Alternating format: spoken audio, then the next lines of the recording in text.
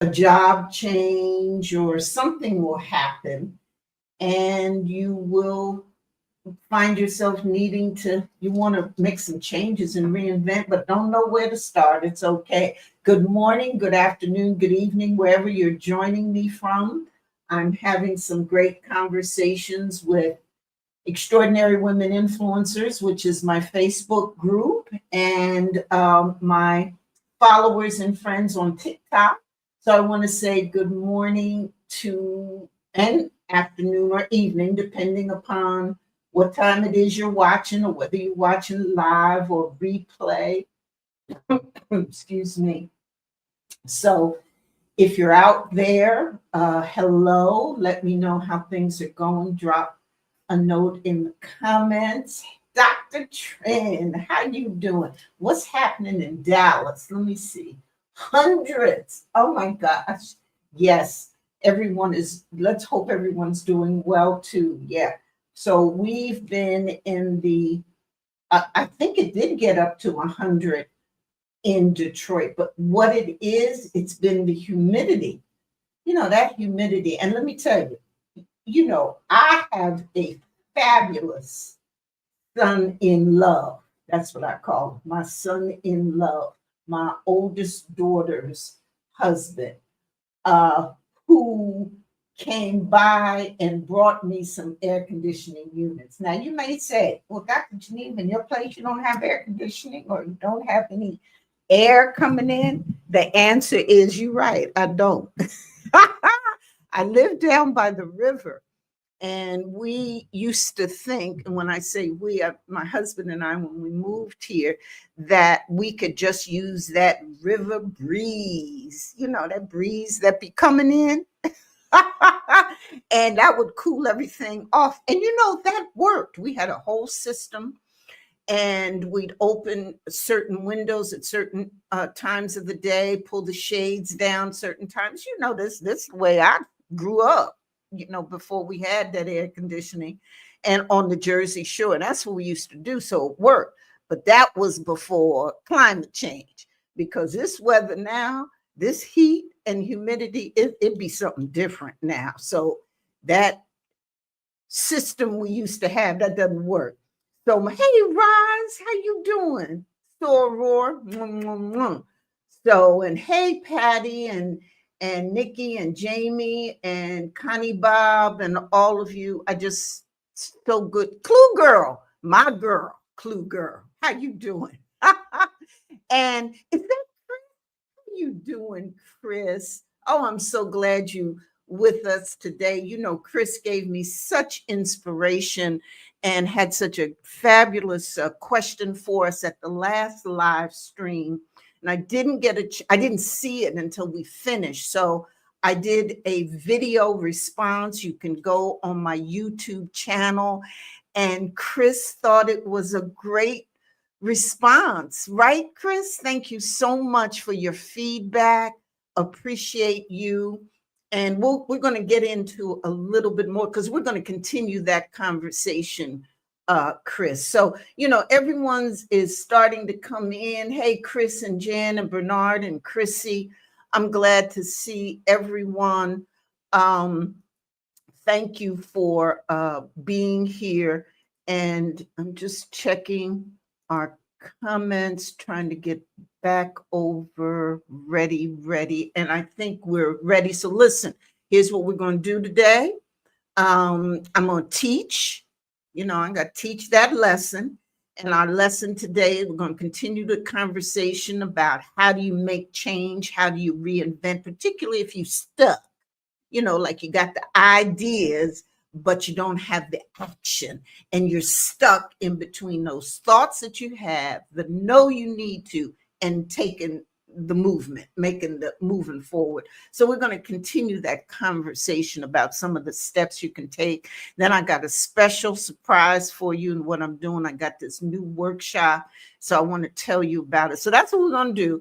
I'm going to teach for about 15, 20 minutes, and then we're going to take your questions. Please put your questions now in, because we have a limited amount of time together, And sometimes I'll be shutting down and I get your questions afterwards. But like as Chris learned, as Chris saw when she said the question, I said, okay, want to answer this question, and went ahead and did that. So again, I want to say hello to everyone who's joining us. We IG, Instagram, thank you for being here with us. IG, YouTube.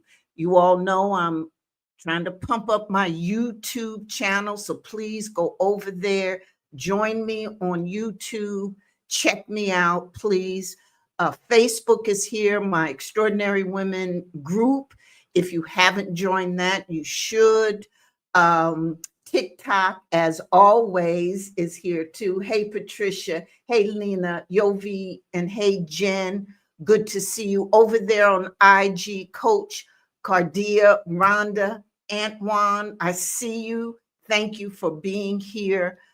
So we're going to get into the lesson for today. I want to get myself situated, make sure that we've got comments, everybody in here. Yes, indeed. Hello, everyone. So, I want to start off by asking you first if you've ever felt like you've read every article there is about finding your purpose after 50, but you still have no clue what to do next. You've got the list, the ideas, the saved Facebook posts, but still no real direction.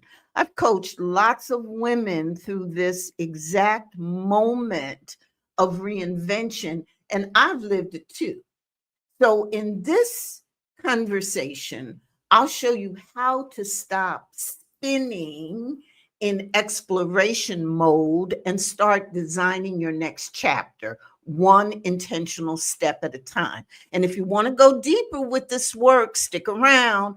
I'll tell you about a special workshop. I'm so delighted. And you asked for it, but this special workshop I'm hosting in August. So for those of you I don't know, I'm Dr. Geneva, leadership strategist and reinvention coach.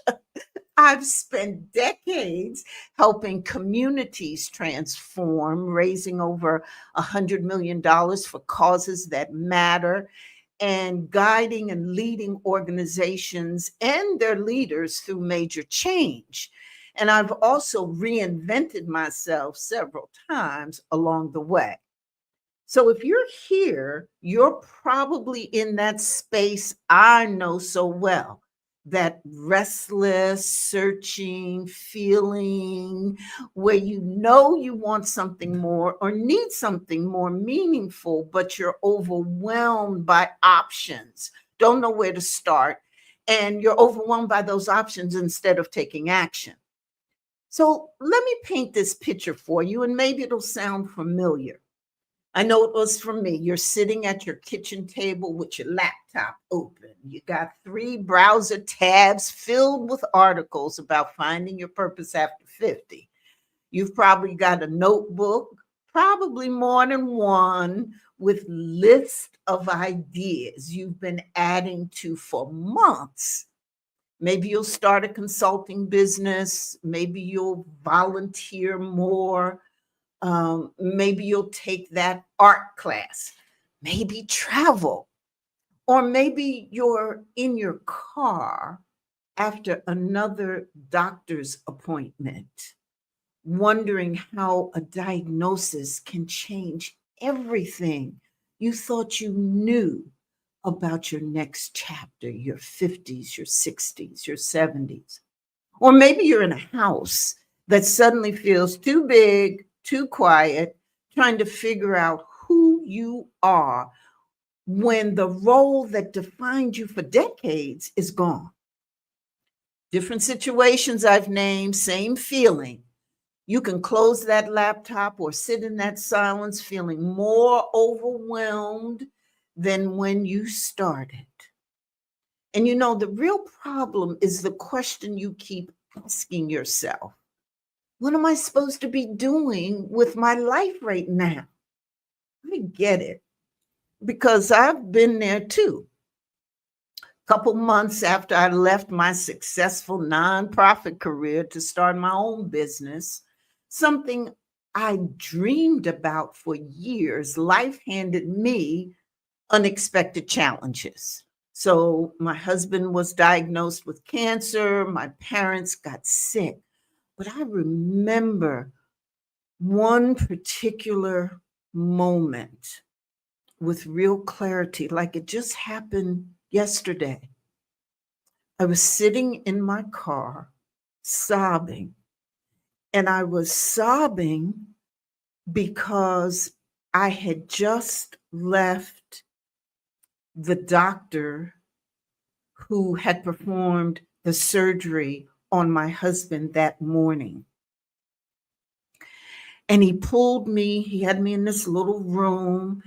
And, I was just waiting to hear the results, of course, and the next steps. And, my husband and I had planned things, what we would do after this surgery, the whole bit. And then the doctor said to me, the surgeon, we couldn't get it all. We couldn't get all the cancer. And I was like, we me couldn't get it all. He said, well, we couldn't get it all. And your husband has 6 to 8 months to live. And, you see these things on TV, and maybe many of you have experienced the same thing, this shock, it's like your world has just turned upside down. And I was in my car just sobbing, constantly, just wondering, well, what happens now? What do we do? My whole life has changed. And, I just couldn't believe it. And as I sat there in the car and kept saying over and over, what am I going to do? What am I going to do? What am I going to do? And then from that, within months, I lost him and my parents.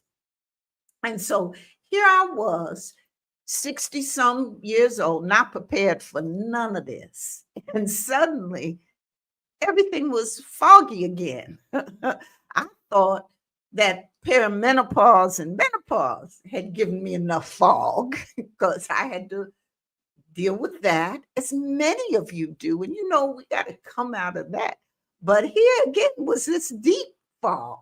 And I just wondered what would happen with my life. And yes, I had started this business, but who was I without the role that of wife, daughter, that had defined me for so long? What was I supposed to do with this life that felt, it was funny. It felt short and long, overwhelmingly long at the same time. But you know what? I could have let that stop me. We could have let that stop us. And I could have decided that continuing with my business in the middle of all that was impossible. And honestly, for a while, I did think that. I could have stayed in that fog, in that exploring, trying to figure it out mode forever. I really could. I could have continued reading books about reinvention, taking assessments, feeling like the victim, making lists, researching programs, bookmarking articles, adding more ideas and thinking all the things that I do and getting those notebooks out and lists that I probably never look at again. But here's what I learned. I could still live and do it, and I could explore without doing everything all at once. And recognizing the importance of taking at least one step. And I know this exploration mode and that fog we can be in depending on our situation. It'll keep us there. But listen, it's just another way to stay stuck. It feels like you're not making progress, but you're really just spinning in place. And here's what I see happening with so many brilliant women like you. You're not stuck because you lack options. You're stuck because you have too many, but you have no framework for choosing what to do. You're not stuck because you're not smart enough. You're stuck because you're overthinking every possibility instead of just trusting your instincts. You're not stuck because you don't know what you want. You're stuck because you're afraid to want it out loud, to claim it, to take imperfect action toward it. And when you're dealing with loss, with big life changes, with everything feeling different, the stuck feeling gets deeper. It's not just what do I want to do? It becomes, well, who am I now? And what's even possible? Okay. And this shows up as irritability, restlessness. You find yourself scrolling through social media, looking at what other people are doing with their lives, wondering, well, how did they figure it out? But especially when you're grieving or processing big changes, that comparison becomes even harder because everyone else seems to have it together while you're just trying to figure it out, how to get through the day with purpose. But here's the truth. I just want to tell you, those people who seem to have it all figured out, they don't. But they just took one step, then another, then another. They started before they had all the answers. And that's exactly what makes the difference.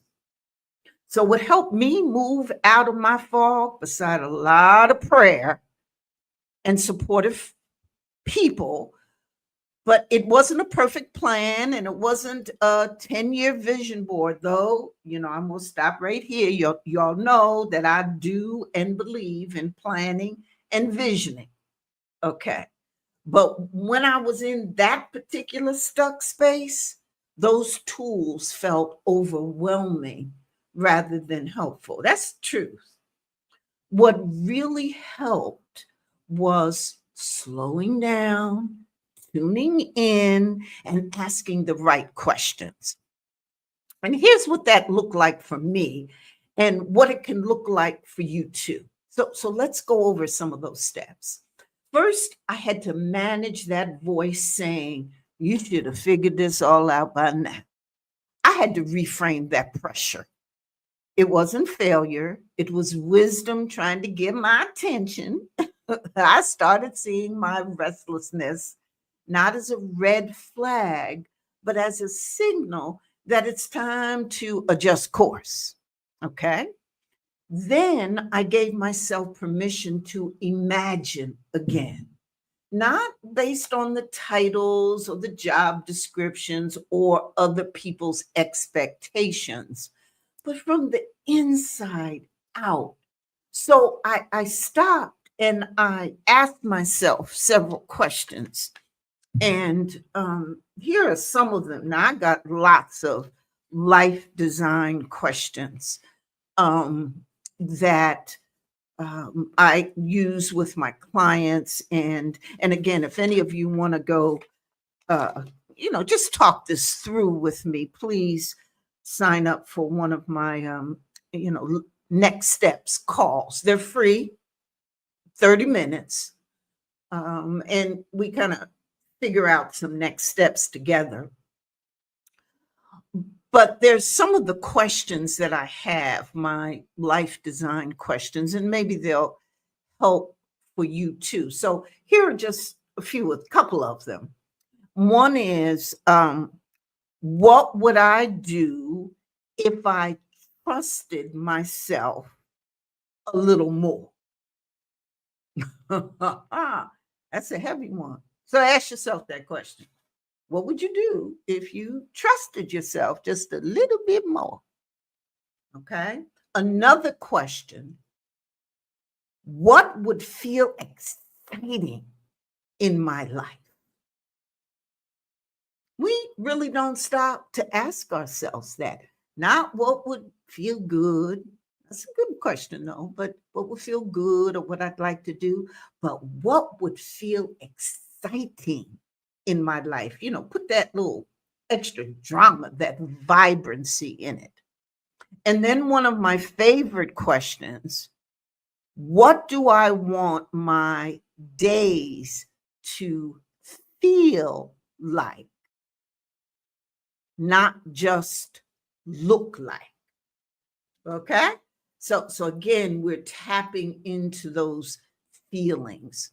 So for me and for the clients that I work with, once we stopped performing the answer and started trusting what felt right, the fog starts to lift. And so try those questions. And like I said, I have lots of them. I consider them these life design questions because they're really framed to have you start reflecting, tuning in, thinking, and giving yourself the opportunity to do what you can do, which is design your own life. Yes, there are challenges out there. Yes, deep, deep losses can happen, job changes, so much stuff can happen external. It's life. But you do have the opportunity to be your own person and to shape and design your life if you do this next thing that I did, and that was give yourself permission to try one small thing. So that's what I did. I gave myself permission to do that. And I didn't start it with my business plan, and I decided not to launch a whole company. When I started out, I simply started having conversations and then recording them. Yeah. And that's what really led me to this. So you might be asking me, well, Dr. Geneva, what you talking about? Well, shortly after I suffered, went through all these losses and I began to, the fog lifting, a friend of mine suggested that I start a podcast, but it really wasn't called that back then, or it was just beginning. It was a talking blog. And in fact, the app that I use, the software that I use was um, Blog Talk Radio. Some of you might know that, but I took my phone and my laptop, plugged in, used this application, and I had conversation with people from all across the country. And I wanted to hear their story. That's how my podcast, Ignite to Impact, began, as this talking blog. And every week for a year, because I had 50 some podcasts, every week without fail, I would plug up my um, laptop and my phone and all of my things, and I would talk to people. And I would talk to them about what makes you successful. What are your failures? What are the things that worked for you? Let's talk about confidence. Let's talk about community. All of those things that would ignite us to take action, to help others, to help ourselves, to improve ourselves, to help our community. That's why it was called Ignite to Impact. And I did that. I had never done anything like that before. And I must admit, most of them nights that I was plugging in my little phone and getting ready to have those conversations, I was crying. I was, before I did the podcast and talk to people, and then as I shut everything down, I'd start crying again, sobbing again because of the state that I was in. But I still did it. I took this small step to do something I had never ever done before. And it sparked something in me. And it became a way to explore and express and eventually build something bigger. It wasn't perfect, but it was in motion. And what happened after that was 100 more podcasts. Then I went into a studio and did it all professional like, and then now I'm here. And so that little tiny thing, that little experiment that I took starting off, you can do the same thing. So ask yourself, what's one small experiment you could start, you could try this week, and it works? Then finally, a step that I took that I wanted to share with you. I recognized that what I was going through, I really had to find ways to protect my energy, like it was part of this plan, what I was trying to come back, because it is.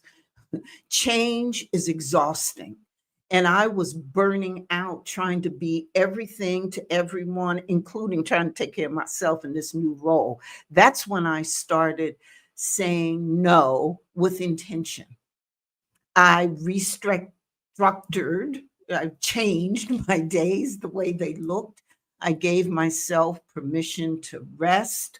I stopped treating clarity like something I had to earn through endless effort. I don't need to earn clarity. I can stop at any time I want to and take a deep breath and get clear with myself and my intentions. I also learned that no is a complete sentence. And so when life hands you something that changes your game entirely, a diagnosis, a divorce, a loss, suddenly all them vision boards and 5-year plans feel irrelevant. You're not just asking what's next, you are asking what's possible now. And that requires a different kind of clarity. So do you understand what I'm saying? This isn't about reinventing yourself completely. It's not doing that.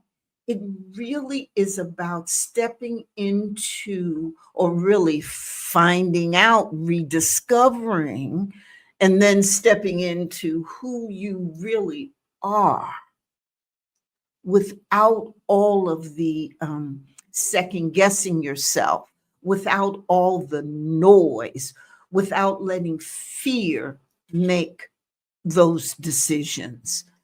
And this is a process. This is something that is very, very critical and can really help and shape your next steps.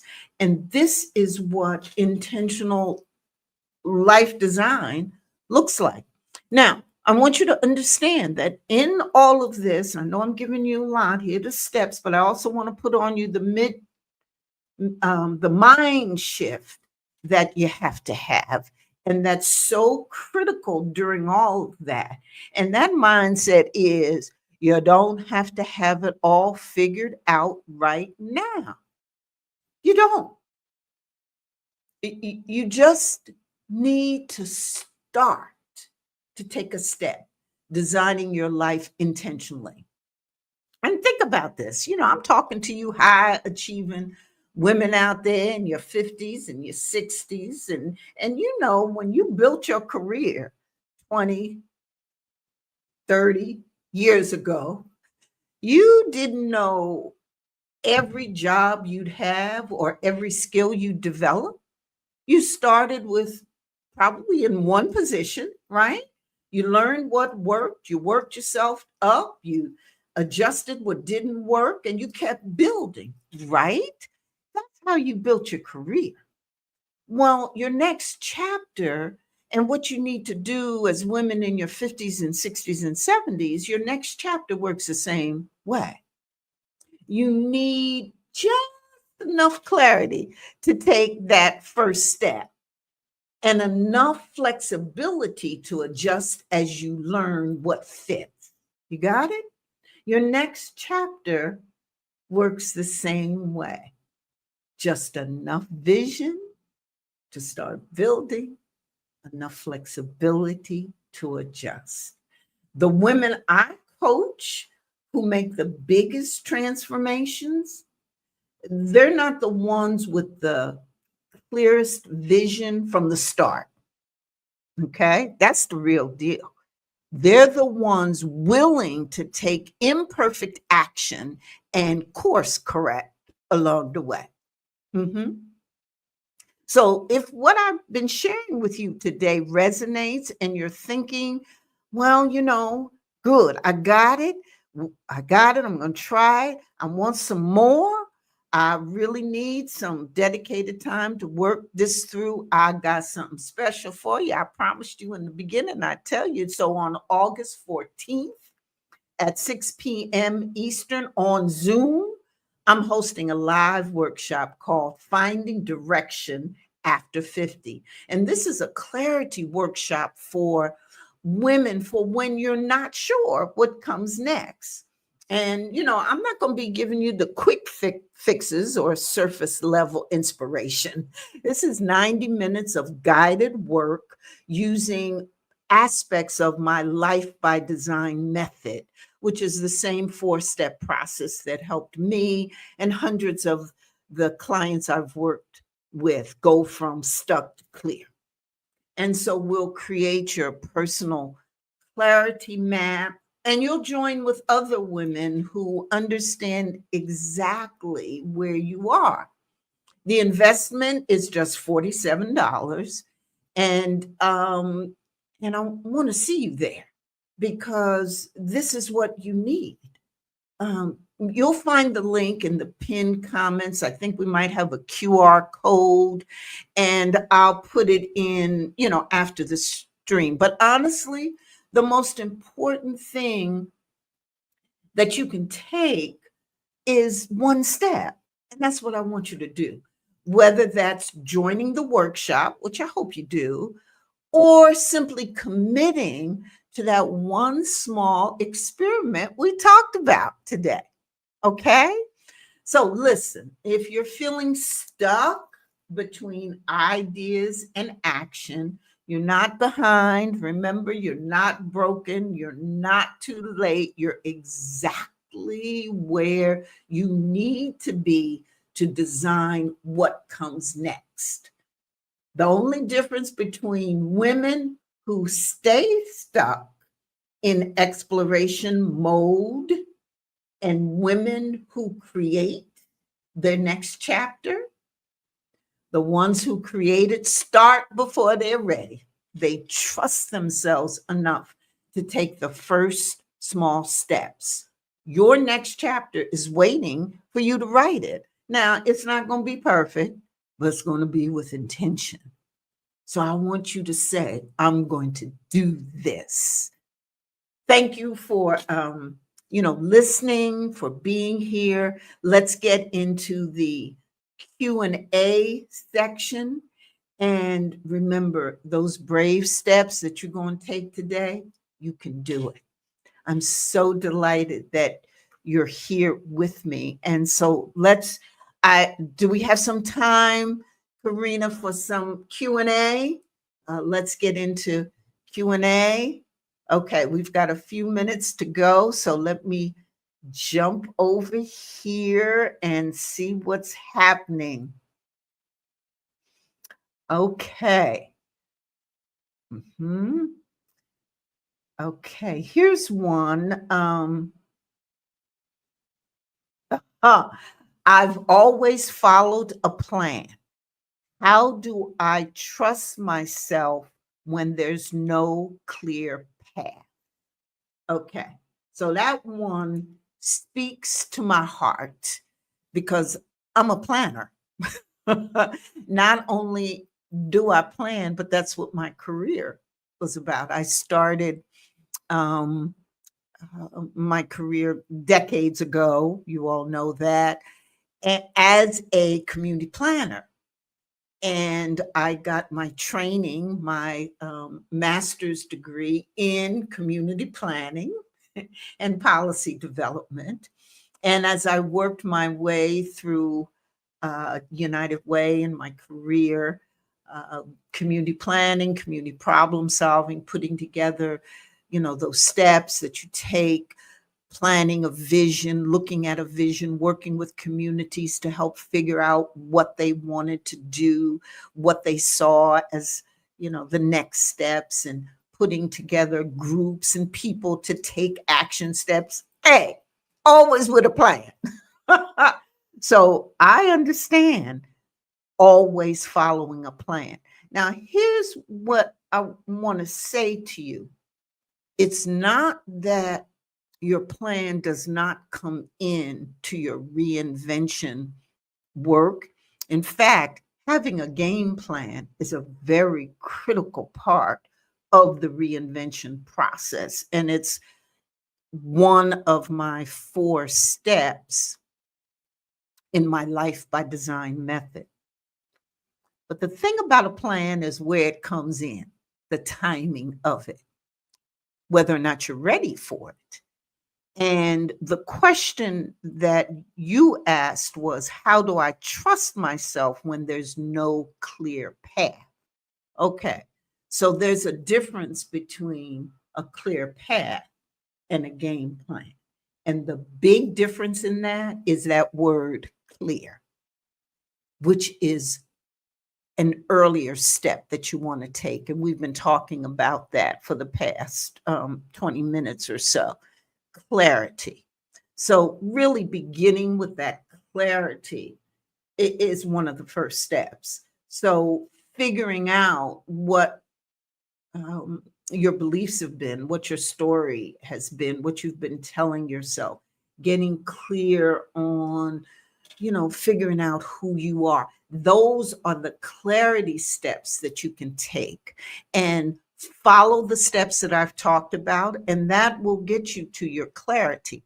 Once you have, that fog starts lifting and you are more clear about who you are, what you see, what turns you on at this point in life, where your passions are, having conversations with yourself, reflecting, going through all of that, then we can begin to move into seeing or creating a vibrant vision for you, creating that game plan. Okay. So it's really about sequencing. So, and then that thing about trust yourself. Listen, if you hear listening to my voice, you done already trusted yourself to get to where you are now. Take a moment, take a deep breath, look at all those things you've been through and did pretty good. And, sit in that, be in that. Okay. So the trust, learning to trust yourself. Now, you may have to learn to trust yourself again. Yes. And there's a whole process we can go through. If you want to talk that through, schedule some time to talk with me. So thank you for that question. I think that's a great one. And let me see, do I have time to do one more? Let me do that. Okay, we've got a question from Clue Girl. Do you have any suggestions on how to move forward when it feels stuck? The current job market is beyond difficult and has me discouraged. Yes. Well, the first thing I'm going to suggest, Clue Girl, is that you replay this video.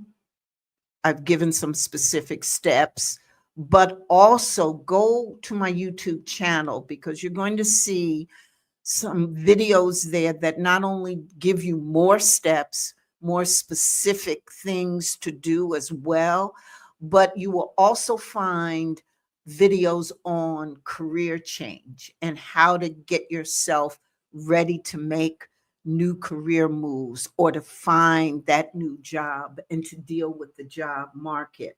So I want you to to first of all do that because there's a wealth of free information there and master classes that I teach on this subject. Okay. Specifically, let me just say to you, this current job market is beyond difficult and has you discouraged. I get it. I want you to change your mindset. I want you to take some deep breaths. It can be discouraging, um, but you're going to be able to fix this and work with this. Two things I want you to think about. One is make sure that your inventory of strengths and the skills that you have is up to date, top notch, and you understand that clearly. Because oftentimes, as you sit back and really think about the things you've done and can do and the skills you have, it opens up the possibility of things you can do. That's one. But secondly, I want to encourage you to consider entrepreneurship and starting your own business. And again, particularly if you're working now, I ain't telling you to leave your job now, but the side hustles, the side gigs, that's where it's at, a lot of that. And you can at least begin to bring in some additional income and explore that possibility. So that's what I wanted to say that. Um, Elaine is here. The small experiment sounds easy and safe. If it works, I will do another, right? And if it does not work, I should change course, right? Oh, okay. Yeah. So I believe what Elaine is asking us is um, so you try something and then it doesn't work. Do you do something else? Absolutely, because the first thing that you tried, you've got to have learned something from it. So, what did you learn? Use it as a learning opportunity because that's what keeps us vibrant now, Elaine, in our 50s and 60s, 70s, that lifelong learning. So we want to always be in learning mode, uh, stay vibrant, have our brains think, we reflect on that, learn new insights, new skills. So I'm sure that first experiment, you learn something, okay? Then try something else because you don't have to limit yourself anytime, anywhere for anyone. So we're not talking limitations here. So yes, I'm sure there's several things that excite you, turn you on, you'd like to try. And so do it again. Yes, try that small step. And again, if the first one didn't work right, you've learned, but you may have picked up something from that you can take further. But yes, keep trying. And let me just tell you one other thing, Elaine, about why I'm encouraging you to keep on with your experiments and taking those small steps, because every time you do, it takes you out of your comfort zone. And when you step out of your comfort zone and try something, that builds your confidence. Okay. Because confidence comes through practice. And so even if you step out there and it doesn't work the way you thought it would or you wanted it to, you at least stepped out there and you learned something. It's you practice courage. Okay. So that's the other reason why I want you to continue to do that. Um, okay. I think that concludes let me check on the Q&A. Let me just go one more time in here just to say hello to everyone and thank you. Make sure thank you all for everyone who's joined us. I had a chance, I believe, to say hello to my friends on TikTok. How y'all doing? Extraordinary Women Influencers, thank you for joining us. Thank you, Dr. Trin. Oh, yes, that's right. Dr. Trin and I had a clarity call. Woo! That seems, it seems like such a long time ago because we have come so far in our working relationship. What was that, about a year or so ago? Soon after Dr. Trin and I met, and we met on LinkedIn.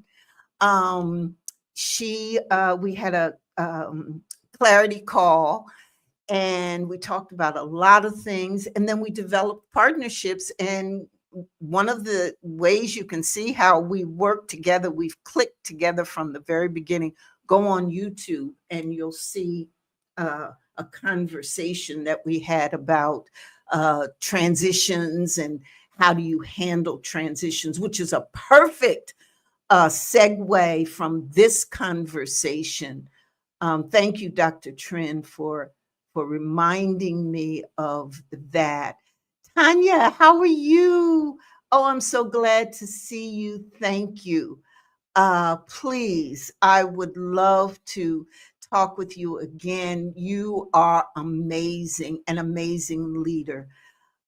Thanks for uh, joining and saying hello. Okay, Chris and everyone, good to see you. Okay, so I think we're done here. Thank you all for joining. And we're going to say goodbye. And I hope you're signing up for the workshop August 14th, August 14th. There's a QR code up here, QR code, August 14th. It's going to be really cool. Miss James was with me in our last workshop. Extraordinary leader. Thank you so much for being with me then, and just so good to see all of you. Okay, see you later. Bye. Yeah, see you next week. I'll be here same time.